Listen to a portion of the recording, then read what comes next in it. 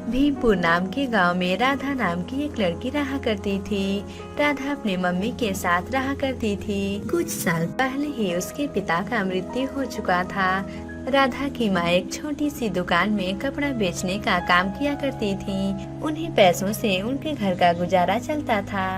राधा बहुत ही साहसी और ईमानदार लड़की थी। फिर एक दिन जब राधा जंगल से लकड़ियाँ लेने के लिए जा रही थी, तभी उसे कुछ आवाज सुनाई देती है। कोई है, प्लीज मेरी मदद करो। आवाज को सुनकर राधा थोड़ी डर जाती है, क्योंकि वो जंगल बहुत ही घना और डरावना जंगल था। अरे ये तो किसी के चिल्लाने की आवाज है। लगता है यहाँ पर कोई मुसीबत में है, उसे मेरी मदद की जरूरत है। मुझे चलकर देखना चाहिए। लेकिन ये जंगल तो बहुत डरावना है, कहीं मैं मुसीबत में ना फंस जाऊं। नहीं नहीं, मुझे चलकर देखना चाहिए। क्या पता कोई मुसीबत में हो और उसे मेरी मदद चाहिए। फिर इतना बोलकर राधा आवाज का पीछा करने लगती है। आवाज का पीछा करते करते राधा उस जगह पर पहुंच जाती है और एक पेड़ के पीछे छुपकर देखने लगती है। राधा देखती है कि एक जादूगर ने किसी रानी को पेड़ में बांधकर रखी हुई है। रानी, आज तुझे मेरे हाथों मरने से कोई नहीं रोक सकता है। अगर तू मेरे हाथों से बचना चाहती है तो तुझे अपने बेटे राजकुमार एडवर्ड से मेरी शादी करानी होगी। अगर तूने ऐसा नहीं किया तो मैं तुझे जीवन भर के लिए ऊपर पहुंचा दूंगी। नहीं दुष्ट जादूगरनी, मैं अपने बेटे की शादी तुमसे कभी भी नहीं करा सकती हूँ। तुम एक बहुत ही दुष्ट जादूगरनी हो, इसलिए मैं तुम्हें अपने इरादों में कभी भी कामयाब नहीं होने दूंगी। अरे रानी, बंदी हो फिर भी बहुत बड़ी बड़ी बातें कर रही हो। रानी, तुम राजकुमार को छोड़ो, तुम अपने बारे में सोचो, क्योंकि अब मैं तुम्हें मारने वाली हूँ। तुम्हारे मरते ही मैं तुम्हारे बेटे को भी मार दूंगी। मैं तुम्हें ऊंची पहाड़ियों से नीचे गिरा दूंगी, जिससे तुम्हारी मृत्यु हो जाएगी। मुझे इस तरह तड़पाकर मारने में तुम्हें बहुत मजा आएगा। राधा पेड़ के पीछे खड़ी होकर ये सारी बातें सुन लेती है और राधा बोलती है, मुझे किसी भी तरह रानी की जान बचानी होगी, वरना दुष्ट जादूगरनी रानी को मार डालेगी और उनके साथ साथ उनके बेटे को भी मार देगी। मुझे जल्द ही कुछ करना चाहिए, लेकिन मैं क्या करूं और रानी की जान कैसे बचाऊं?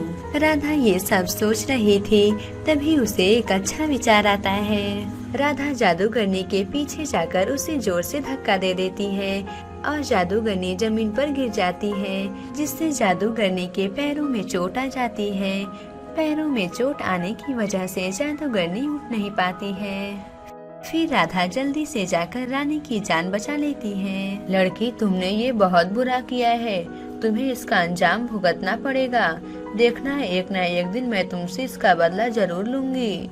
फिर राधा और रानी उस जंगल से निकलकर थोड़ी दूर चली जाती हैं। लड़की, तुम्हारा बहुत बहुत धन्यवाद, तुम मेरी जान बचाई हो। तुम एक बहुत ही बहादुर लड़की हो। जिससे मैं नहीं जीत पाई, उससे तुम इतनी आसानी से जीत गई। बिना डरे हुए तुमने उसका बहुत ही अच्छे से सामना किया, नहीं तो मैं इस दुनिया से जीने का आशा ही छोड़ चुकी थी। मैं सोनगढ़ राज्य की रानी हूँ। एक दिन जब मैं अपने बगीचे में टहल रही थी, तभी ये दुष्ट जादूगरनी मुझे बंदी बना लेती है और यहाँ पर लेकर चली आती है। वैसे तुम्हारा नाम क्या है? रानी जी, मेरा नाम राधा है। मैं भीमपुर नाम के गांव में रहती हूँ। रानी और राधा जब बातें कर रही थी, तभी वहाँ पर राजकुमार एडवर्ड आ जाता है और अपनी माँ को देखकर अपनी माँ से बोलता है, माँ, आप कहाँ चली गई थी? मैंने आपको बहुत ढूंढा, लेकिन आप कहीं भी नहीं मिली। मैंने अपने पूरे राज्य में ढूंढा, लेकिन आप कहीं भी नहीं मिली। और ये लड़की आपके साथ कौन है? बेटा एडवर्ड, ये राधा है, जो कि मेरी जान बचाई है। माँ, आपकी जान? लेकिन वो कैसे? फिर रानी जादूगरनी और राधा के बारे में राजकुमार एडवर्ड को बताती हैं। बेटा एडवर्ड, आज मैं इस राधा की वजह से ही जीवित हूँ, वरना वो दुष्ट जादूगरनी तो मुझे मार ही डालती। राधा, तुम्हारा बहुत बहुत धन्यवाद, तुमने मेरी माँ का जान बचाया है। अगर तुम नहीं होती तो मेरी माँ जिंदा नहीं होती। राजकुमार, इसमें धन्यवाद बोलने की क्या बात है, वो तो मेरा फर्ज था। राधा, तुम एक बहुत ही अच्छी लड़की हो, इसलिए मैं तुमसे शादी करना चाहता हूँ। क्या तुम मुझसे शादी करने के लिए तैयार हो? ये सुनकर राधा बहुत ही खुश होती है और राजकुमार से बोलती है, हाँ राजकुमार, मैं तुमसे शादी करने के लिए तैयार हूँ। फिर राधा खुशी खुशी अपने घर चली आती है। फिर राधा और उसकी माँ शादी की तैयारियां करने लगती हैं। सभी लोग बहुत ही खुश थे। देखते ही देखते 1 महीना बीत जाता है। आखिर वो दिन आ जाता है जिस दिन राधा और राजकुमार की शादी होने वाली थी और राधा अपने कमरे में अकेली होती है। तभी वहाँ पर वही दुष्ट जादूगरनी आ जाती है। क्यों लड़की, आज तो तुम बहुत ही खुश दिखाई दे रही हो। तुमने उस रानी का जान बचाया है और तुम मुझे धोखा दी हो। मैं तुम्हें नहीं छोड़ूंगी। तू चुपचाप चल मेरे साथ। मैं तुझसे अपना बदला जरूर पूरा करूंगी। नहीं नहीं, प्लीज तुम मुझे छोड़ दो। आज मेरी शादी है। क्या आज तेरी शादी है? तो फिर बहुत मजा आएगा। मैं तुझे मारकर राजकुमार से शादी कर लूंगी। फिर मेरी इच्छा पूरी हो जाएगी। नहीं नहीं जादूगरनी, तुम ऐसा नहीं कर सकती हो। प्लीज तुम मुझे छोड़ दो। जादूगरनी राधा की एक नहीं सुनती है और उसे लेकर अपनी जादुई शक्ति से गायब हो जाती है। बचाओ, कोई है? प्लीज मेरी मदद करो, मैं मुसीबत में हूँ। जादूगरनी, तुम मुझे कहाँ लेकर आ गई हो? मूर्ख लड़की, चिल्लाने से कोई फायदा नहीं है। ये बहुत ही ऊंचा जगह है। यहाँ पर तुझे बचाने के लिए कोई नहीं आएगा। उस दिन तुम मुझे धक्का देकर गिरा दी थी ना, आज मैं भी तुझे इसी पहाड़ से धक्का देकर नीचे गिरा दूंगी, जिससे तेरी मृत्यु हो जाएगी। तुमने उस दिन मेरे साथ अच्छा नहीं किया था, तो तुम कौन सा मेरे साथ अच्छा व्यवहार कर रही हो? तुम एक बहुत ही दुष्ट जादूगरनी हो। तुम्हें इसकी सजा जरूर मिलेगी। मूर्ख लड़की, पागल हो गई है क्या तू? तू ये मत भूल कि मैं एक जादूगरनी हूँ। मैं सभी को मार डालूंगी और तुम्हारी जगह लेकर राजकुमार से शादी कर लूंगी। तुम अपने इस बुरे इरादों में कभी भी नहीं कामयाब हो पाओगी। भगवान मेरी मदद करो। और जोर से चिल्ला लड़की, तू जितना चिल्ला कर तड़पेगी मुझे उतना ही मजा आएगा। बचाओ बचाओ, मेरे घर वाले मेरा इंतजार कर रहे होंगे। आज तो मेरी शादी है, अब बारात भी आ गई होगी। कोई मेरी मदद करो। तभी वहाँ से एक परी उड़ते हुए जा रही थी और उसे राधा की आवाज सुनाई देती है। तब वो परी राधा को बचाने के लिए उसके पास आती है। तुम यहाँ पर किसी मासूम की जान लेना चाहती हो? तुम इस लड़की को छोड़ दो, वरना तुम्हारे साथ बहुत बुरा होगा।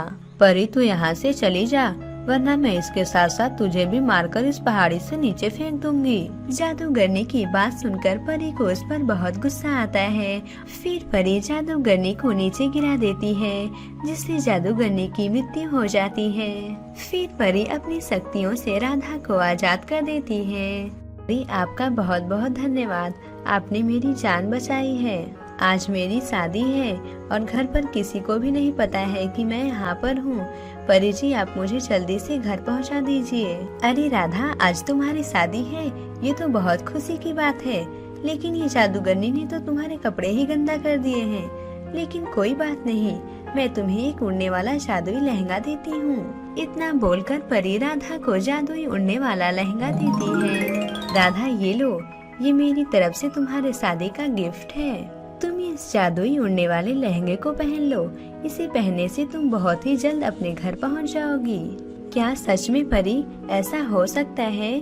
आप एक बहुत ही अच्छी परी हैं। फिर परी वहां से चली जाती है। फिर राधा उस जादुई उड़ने वाले लहंगे को पहन लेती है। राधा जैसे ही उसे पहनती है, वो उड़ते हुए अपने घर पहुंच जाती है, जिससे राधा के घर वालों को पता भी नहीं चलता है। फिर राधा और राजकुमार की हंसी खुशी शादी हो जाती है। फिर राजकुमार और राधा हंसी खुशी रहने लगते हैं। इस कहानी से हमें ये सीख मिलती है कि हमें एक दूसरों की मदद करनी चाहिए। सुधीरपुर नाम के गांव में सपना नाम की एक लड़की अपनी मम्मी के साथ रहा करती थी। सपना की माँ एक छोटी सी दुकान में कपड़ा बेचने का काम किया करती थी, जिससे उनके घर का गुजारा होता था। फिर एक दिन सपना को देखने के लिए लड़के वाले आते हैं। सपना का रिश्ता एक बहुत ही अच्छे और अमीर घर से आया था, इसलिए उसकी माँ सपना का रिश्ता तय करवा देती हैं। लड़के वाले को भी सपना बहुत ही अच्छी लगती है, जिससे वे लोग सपना से शादी करने के लिए तैयार हो जाते हैं। फिर लड़के वाले कुछ दिन का समय देकर वहाँ से चले जाते हैं।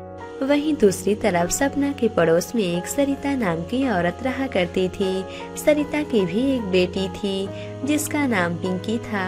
पिंकी एक बहुत ही दुष्ट और बिगड़ैल लड़की थी, इसलिए उससे कोई भी लड़का शादी नहीं करता था, जिससे उसकी माँ बहुत ही चिंतित रहती थी। अरे बेटा पिंकी, अब तो तू सुधर जा। अगर तू ऐसे ही करती रहेगी तो तेरी शादी कभी भी नहीं हो पाएगी। अरे माँ, तुम मुझे मत सिखाया करो, मुझे अच्छे से पता है कि मुझे क्या करना है। पिंकी की बात सुनकर उसकी माँ हमेशा उदास हो जाया करती थी।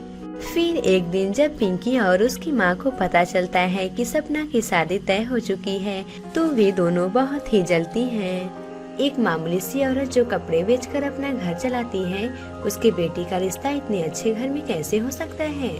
हाँ माँ, ये सुनकर मुझे भी बहुत गुस्सा आ रहा है कि उसकी शादी इतने अमीर घर में कैसे हो सकती है। माँ, हम लोगों को कुछ ऐसा करना चाहिए जिससे सपना की शादी टूट जाए और लड़के वालों के सामने उसकी बेइज्जती हो जाए, फिर देखना मजा ही आ जाएगा। हाँ बेटा, तू सही कहती है। फिर एक दिन सपना और उसकी माँ किसी काम से बाहर गई हुई थी। तभी पिंकी और उसकी माँ उसके घर का सारा पैसा और गहना चुरा कर लेकर चली आती हैं। लेकिन सपना और उसकी माँ को इस बात का बिल्कुल भी खबर नहीं पहुँचता है कि उनके घर का पूरा पैसा और गहना चोरी हो गया है। फिर ऐसे ही कुछ दिन बीत जाते हैं। सपना की शादी का दिन आ जाता है। फिर सपना को सजाने के लिए ब्यूटी पार्लर से एक राधा नाम की औरत आती है। कावेरी बहन, मैं आपकी बेटी सपना को सजाने के लिए आ गई हूँ, लेकिन उससे पहले आप मुझे कुछ पैसे दे दीजिए ताकि मैं आपकी बेटी को सजाने के लिए कुछ सामान खरीद कर ले आ सकूँ। अरे हाँ राधा बहन, मैं आपके लिए अभी पैसे लेकर आती हूँ। कावेरी जैसे ही अपनी अलमारी खोलकर देखती है तो वहाँ पर एक भी पैसे और गहने नहीं होते हैं। ये देखकर कावेरी हैरान हो जाती है कि अचानक से यहाँ पर पूरे पैसे और गहने कहाँ चले गए हैं। अरे नहीं, हे भगवान, मेरे रखे पैसे और गहने कहाँ चले गए हैं। लगता है मेरे घर पर चोरी हो गई है। आज तो सपना बेटी की शादी है, मैं क्या करूँ और पैसे कहाँ से लाऊं? अगर पैसे नहीं रहेंगे तो सपना की शादी कैसे हो पाएगी। फिर कावेरी राधा के पास जाती है और राधा से बोलती है, राधा बहन, मेरे अलमारी में रखे हुए सारे पैसे और गहने चोरी हो गए हैं, तुम मेरी बेटी को सजा दो, मैं तुम्हारा पैसा कुछ दिनों में तुम्हें दे दूंगी। अरे नहीं नहीं कावेरी बहन, अगर आपके पास पैसे नहीं है तो मैं आपकी बेटी को नहीं सजा सकती हूँ, मैं ये सब काम नहीं करती हूँ। रामलाल के भैया की बेटी की भी आज शादी है, मैं वहाँ पर सजाने के लिए चली जाती हूँ। इतना बोलकर राधा वहाँ से चली जाती है। तभी वहाँ पर सपना आती है और अपनी माँ से बोलती है, क्या हुआ माँ, राधा आंटी यहाँ से चली क्यों गई? बेटा सपना, हम लोगों के अलमारी में रखे सारे पैसे और गहने चोरी हो गए हैं। राधा बहन को पैसे चाहिए थे, मेरे पास पैसे नहीं थे, इसलिए मैं उन्हें पैसे नहीं दी तो राधा बहन यहाँ से चली गई। तो माँ, अब हम लोग क्या करेंगे? माँ, अब हम लोग पैसे कहाँ से लाएंगे? ये सब देखकर कावेरी और सपना उदास हो जाती हैं। फिर कावेरी कुछ लोगों से पैसे उधार मांगती है, लेकिन कोई भी लोग उसे पैसे नहीं देते हैं। ये देखकर सपना बहुत ही उदास होती है और वो अपनी सहेली के पास मदद मांगने के लिए जाने लगती है। सपना जब उदास होकर अपनी सहेली के पास जा रही थी, तभी उसे रास्ते में एक नेकलेस दिखाई देता है। सपना जैसे ही उस नेकलेस को उठाती है, उसमें से एक आवाज आती है, सपना, मैं एक जादुई नेकलेस हूँ, मैं ईमानदार और अच्छे लोगों को ही दिखाई देता हूँ। सपना, तुम बहुत ही अच्छी और ईमानदार लड़की हो, इसलिए मैं तुम्हारी मदद करूँगा। ये सुनकर सपना बहुत ही खुश हो जाती है और जादुई नेकलेस को लेकर अपने घर आती है। सपना जैसे ही उस जादुई नेकलेस से कुछ भी मांगती थी, वो जादुई नेकलेस सपना को वो चीज दे देता था। फिर सपना अपनी माँ के पास जाकर जादुई नेकलेस के बारे में पूरी बात बताती है। बेटा सपना, अब तो तेरी शादी बहुत ही धूमधाम से होगी। फिर जादुई नेकलेस सपना से बोलता है, सपना, तुम्हारे गहने और पैसे तुम्हारे पड़ोस में रहने वाली सरिता और उसकी बेटी पिंकी ने चुराया है। अब उनको सबक सिखाने का समय आ गया है। फिर सपना के पास में रखा हुआ एक डंडा उड़ता हुआ सरिता के घर पर जाता है। फिर वो डंडा सरिता और उसकी बेटी की पिटाई करने लगता है। अरे कोई मुझे बचाओ, कोई मुझे बचाओ, ये डंडा मुझे मार क्यों रहा है? माँ ये डंडा तो बहुत ही बेकार है, ये मेरी भी पिटाई कर रहा है, कोई मुझे बचाओ। तभी उस डंडे में से आवाज आती है। तुम दोनों ने जो सपना के घर से पैसे और गहने चुराए थे उसे वापस कर दो, नहीं तो देखना फिर मैं तुम्हारा क्या हाल करता हूँ। ये सुनकर पिंकी और सरिता डर जाती हैं और सपना के पूरे पैसे और गहने उसे लौटा देती हैं। सरिता और पिंकी उसकी मम्मी और सपना से माफी मांगती हैं। फिर सपना की माँ पिंकी की माँ को माफ कर देती है। फिर कावेरी अपनी बेटी सपना की शादी बहुत ही धूमधाम से करती है। कावेरी अपनी बेटी को जादुई नेकलेस दे देती है। फिर सपना अपने ससुराल जाकर हंसी खुशी रहने लगती है। जादुई नेकलेस की वजह से सपना को कभी भी पैसों की कमी नहीं होती है। फिर सपना हंसी खुशी अपने पति के साथ रहने लगती है। इस कहानी से हमें ये सीख मिलती है कि हमें कभी भी चोरी नहीं करनी चाहिए, बल्कि हमारे पास जो चीज है हमें उसमें खुश रहना चाहिए। अगर आपको ये कहानी अच्छी लगी हो तो इसे जरूर लाइक करें और ऐसे ही नई कहानियाँ देखने के लिए हमारे चैनल हिंदी टेल्स गुरुजी को सब्सक्राइब करें और हमें कमेंट करके जरूर बताएं कि आपको ये कहानी कैसी लगी।